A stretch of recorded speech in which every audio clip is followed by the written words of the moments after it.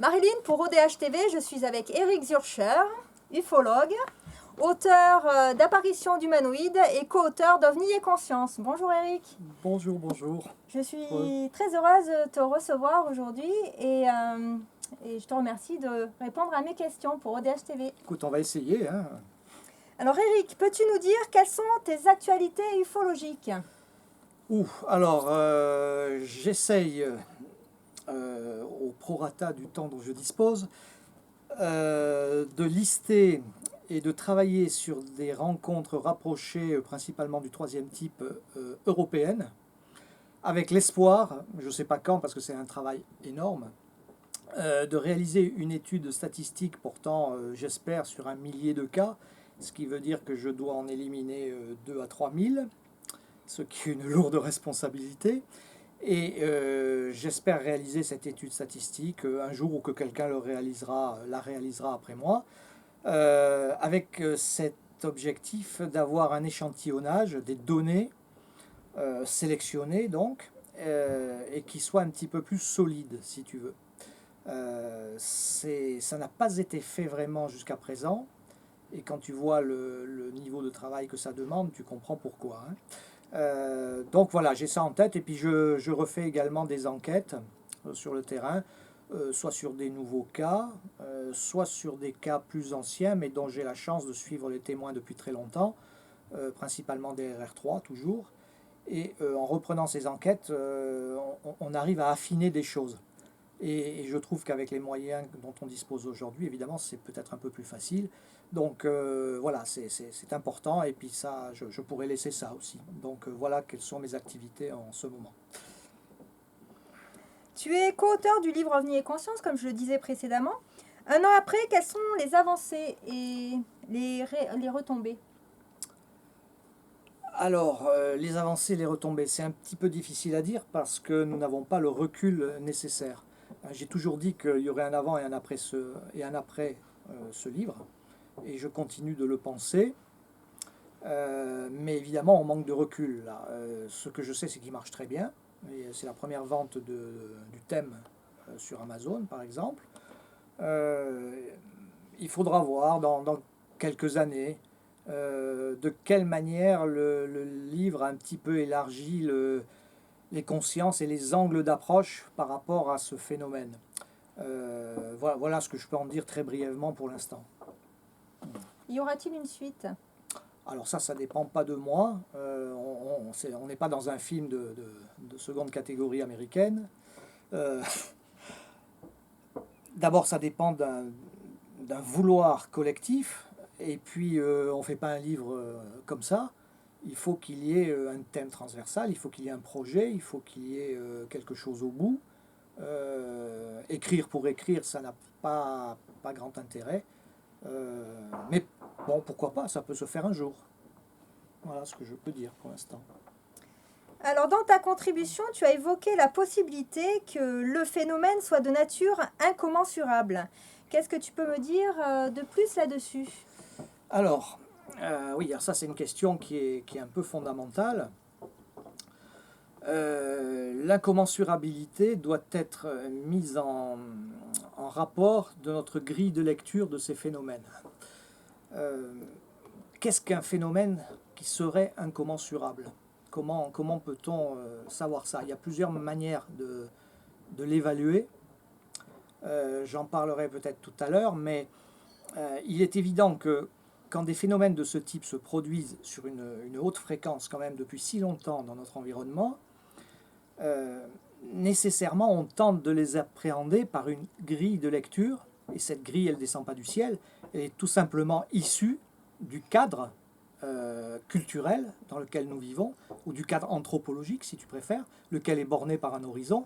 On pourrait aussi parler de paradigme. Nous évoluons, nous voyons le monde, nous avons une représentation du monde, de l'univers et de la réalité par rapport à un paradigme. Et c'est de ce paradigme que ne peut qu'émerger une grille de lecture de façon capable d'appréhender ces phénomènes. Mais l'est-elle capable? C'est ça la question. Il est possible que le phénomène soit situé au-delà de l'horizon anthropologique et très très loin de l'horizon anthropologique. Même la science-fiction qui est une pure invention, ne pourrait pas nécessairement l'aborder. Si c'est le cas, si le phénomène est réellement de nature incommensurable, je veux dire à 0%, ça veut dire, ou à 100%, pardon, ça veut dire que notre grille d'analyse est à 0%. Ce qui est une vision un peu pessimiste, il est vrai. Hein. Alors je ne suis pas aussi pessimiste. Bon. L'ennui, c'est qu'on n'a pas le moyen de savoir quel est le degré de pertinence de notre grille d'analyse. Et alors, est-ce qu'elle est à 1%, à 5%, est-ce qu'elle est à 10%? Difficile à savoir. Et le but d'OVNI et Conscience, c'était principalement ça. C'était essayer, tenter par cette approche, de faire monter un petit peu en puissance cette grille d'analyse. Si on y est parvenu, l'avenir nous le dira, hein, de 2, 3, 5%, on aura réussi. Et ce sera bien. Voilà ce que je peux dire. Alors, il ressort à la fin de ta contribution qu'il pourrait y avoir une dimension initiatique dans le phénomène. Qu'est-ce que tu peux ajouter par rapport à ce que tu as déjà dit? Alors à ce niveau-là, il y avait beaucoup de choses qui étaient sous-jacentes dans mon intervention. Il est vrai que certains cas, pas tous, certains cas ressemblent fortement à ça. C'est-à-dire qu'ils provoquent volontairement ou pas un choc très violent chez le ou les témoins, et que ce choc remet en cause la vision existentielle que l'on a à ce moment donné. Il y a un certain nombre de cas de ce type. Ce qui fait que l'on peut parler de notre point de vue, attention, on peut parler de notre point de vue, de quelque chose qui ressemblerait à un phénomène initiatique. Tu vois, je prends des précautions, j'emploie le conditionnel. Mais c'est notre point de vue, et peut-être que quelque part, c'est ce qui nous pousse aussi à donner un sens à ce phénomène. Donc il faut faire attention avec ça. Néanmoins, c'est une possibilité quand même qui ne doit pas être négligée selon moi et sur laquelle on peut travailler. Voilà. Est-ce que tu penses que la science peut s'intéresser et parvenir à expliquer le phénomène de manière non réductrice? Alors, ça c'est une question très très lourde. Bon, je peux te répondre, mais je vais te répondre en mon nom, surtout pas au nom du groupe. Hein. Je suis un homme libre, donc je dis ce que je pense.